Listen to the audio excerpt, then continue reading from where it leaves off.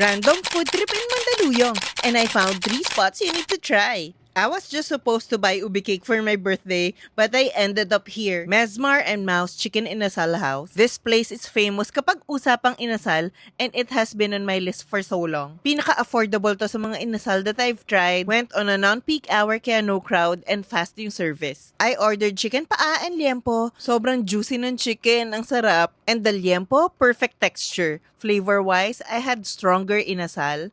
But for the price, if it was near my home, I'd be here every day. So also, sarap na sarap ako dun sa blue rice nila. You'll eat more than you planned. Okay, next stop. Along Bonnie Avlang is Purple Yam. This is the ubi cake I always recommend sa mga groups. I actually discovered this from family gatherings and I liked it so much. I chose this as my birthday cake. Ang gusto ko dito, it's more affordable than other ube cakes, but you can really taste the real ube in every bite. Solid yung texture and ube flavor. Not surprised we finish it fast. And since may time pa ako, naghanap ako ng cafe, gusto ko magkape. Right beside Purple Yam, may napansin akong cafe. Ang ganda kasi. It's the Igneo Cafe. Specialty nila is tacos, but I was already so full from the chicken. So I tried their popcorn coffee. Surprisingly good. And the place, chill vibe lang. Definitely coming back here.